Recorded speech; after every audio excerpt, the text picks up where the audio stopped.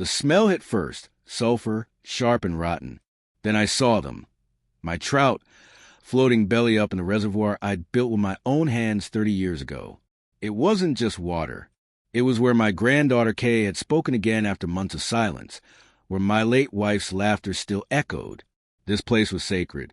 When I looked up, I saw her, the new HOA president, Annette Granger, marching toward me, clipboard clutched like a weapon. "Your reservoir is visible from the community trail," she declared. "Its use and appearance are now subject to aesthetic review." I told her the truth. I owned the land, the water, and the rights, all on paper. But power had made her deaf. She left with a smile that smelled of perfume and arrogance. My daughter begged me to ignore her, but when I went to the HOA meeting to explain, they mocked me, calling my reservoir a little fishing pond. I walked out burning. 2 mornings later, I found a crooked metal sign in my soil. And oh, fishing, HOA property, and the stench of chemicals in the air. My fish were dead. The water was black and oily. The birds had vanished. Someone had poisoned my sanctuary. I took photos and stormed into the HOA's board meeting. Granger glanced at the pictures and smirked. "We find it suspicious this happened right after your violation notice," she said sweetly. "Perhaps you did it yourself." They were turning me into the villain. I went to the county water board for help. The clerk confirmed. The land was mine, but without proof, it was my word against theirs. Bureaucracy had no mercy for an old man. That night, I sat by the dead water asking one question: why poison it? Then I remembered headlights near the service road, the hum of a pump. It wasn't random. They'd done this secretly, carefully.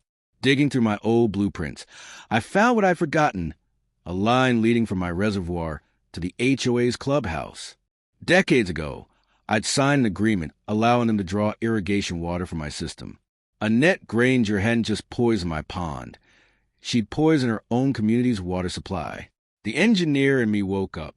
I went to the archives, found a 1984 agreement, and confirmed it.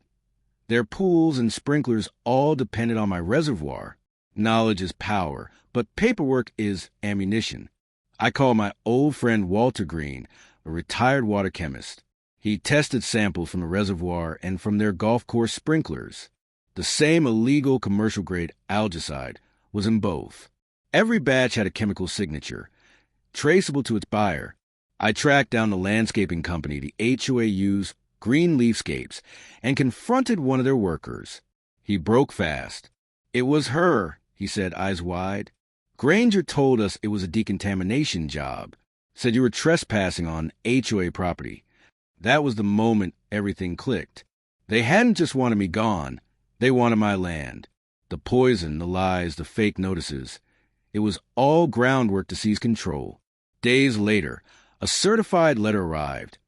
A cease and desist accusing me of contaminating a community water source and ordering me to pay for cleanup. Then came the gossip. Posts on the HOA Facebook page painted me as unstable, dangerous. Neighbors stopped waving. Even my daughter begged me to let it go. One night, I stared at Kay's little pink tackle box, the one that said for Gramps, "Love Kay."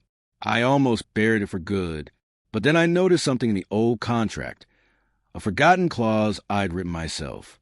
In the event of significant environmental disruption, primary control of the shared water system shall revert to the private landowner until restoration is certified. They had poisoned the water, and in doing so, they'd given me full control. I renewed my old engineering license, bought a heavy industrial valve, and spent the day installing it at the hidden junction under the trees. When I finished, I turned it just enough to choke their supply to a trickle. The next evening, my phone rang. Annette's panicked voice shook through the voicemail. "Mr. Delaney, there seems to be a problem with the water pressure. We need to talk." I didn't call back. Within a day, their golf course turned brown, the clubhouse toilets backed up, and their pools shut down. Flyers appeared on every lamppost. Urgent community meeting.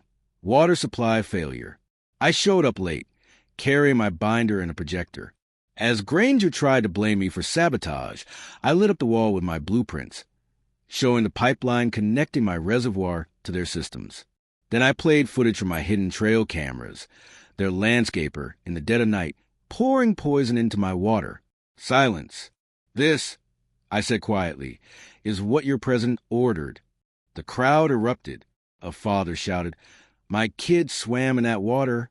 The treasurer burst into tears and quit on the spot. I displayed one last document, the easement clause giving me control. As of tomorrow morning, I said, I'm shutting your water off completely. When I left the clubhouse, Granger's face was white as paper. For the first time, she understood what real authority looked like. By sunrise, I stood at the valve junction with a steel key in hand. With one heavy turn, the pipes thudded, and the HOA's water supply went dead. Their manicured lawns withered, sprinklers hissed dry, and their pools turned to sludge.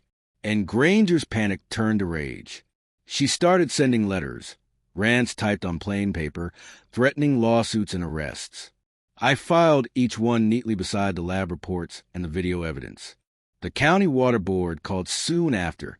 Peterson, the administrator, sounded almost amused. "Mr. Delaney," he said, "based on your easement, what you've done is perfectly legal, and we've also opened an investigation into that illegal chemical use. Someone anonymously tipped us off." That anonymous tip was me. A few nights later, one of my trail cams pinged an alert. I watched as Ann, dressed in black, stumbled with bolt cutters at my service gate. She was desperate to turn the water back on. My granddaughter's little dog, Pip, barked from the porch, and fled into the night. The next evening, she tried again, this time climbing the front fence. I flipped on my floodlights and stepped outside. Evening, and I said calmly, phone in hand, "Looks like you're trespassing again." The sheriff's deputy arrived minutes later. She was still tangled in the fence when he cuffed her and led her away. Watching her, the self-proclaimed queen of the HOA, hauled off for breaking real laws was oddly peaceful. News spread fast. Within days, parents were demanding answers, furious that their children had swum in contaminated water. The HOA board held an emergency session without her. They couldn't withstand the outrage, the county's investigation, or the lawsuits. In one unanimous vote, they removed Granger as president and banned her from the board entirely. When the story hit the local news, the headline read, "Veterans Reservoir Poisoned by HOA Backfires Badly." Not long after, the humble new board came to my cabin. No podium, no microphones, just quiet apologies around my kitchen table. They agreed to everything I asked. The HOA would pay for a full restoration of my reservoir. I would oversee it as a paid consultant. They'd issue a public apology to me and my family, and they'd rewrite their bylaws to limit HOA control over private property. And empire was gone. Weeks later, cleanup began. Environmental crews drained and filtered the poisoned water, replaced the soil, and purified the basin. I stood by the bank every day, clipboard in hand, watching my pond slowly return to life. When the new fish were released, silver flashes breaking the surface, it felt like resurrection. The smell of chemicals was replaced by clean air and sunlight on water. One morning I called Lisa.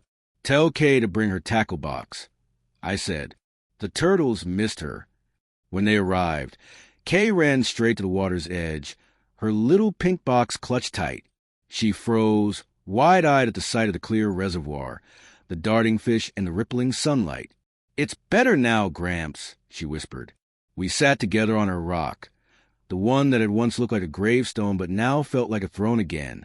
She cast her line, the red bobber dancing on the calm surface. We didn't need words. The water spoke for us. A few days later, Peterson from the county called again, his voice full of cheer. "Frank, you want to hear this. Your old easement clause, the one giving the landowner control after contamination, the county loved it. They've adopted it into all new agreements. They're calling it the Delaney Clause." I laughed, staring out at the water. A forgotten sentence written 40 years ago had become law, protecting others from the same abuse I'd faced. Weeks passed. The community softened. One evening, a pickup truck pulled into my drive. Two neighbors stepped out, one holding a carved cedar sign. They set it gently down in front of me. It read, "Kay's Rock, A place apiece. Etched below was a small turtle. We all pitched in, one said quietly. We're sorry we didn't listen sooner. I nodded, voice rough. It's a fine piece of work. We mounted it beside the path leading to the water. It wasn't just a sign, it was closure, carved in wood. A week later, that same neighbor returned with his young son, a fishing pole in hand. Frank, he said shyly, mind showing my boy how to cast? I looked at the kid, eyes wide with the same wonder I'd seen in Kay's years ago. I smiled and patted the ground beside me. Sure, I said, start with patience. The fish don't like bullies either. As the line arced through the golden air, I looked at the calm water, restored, resilient and untouchable again. The HOA had tried to poison what they didn't understand. But you can't destroy something built with care, memory, and love. They poisoned my reservoir to stop me from fishing. Instead, they drowned themselves in their own arrogance.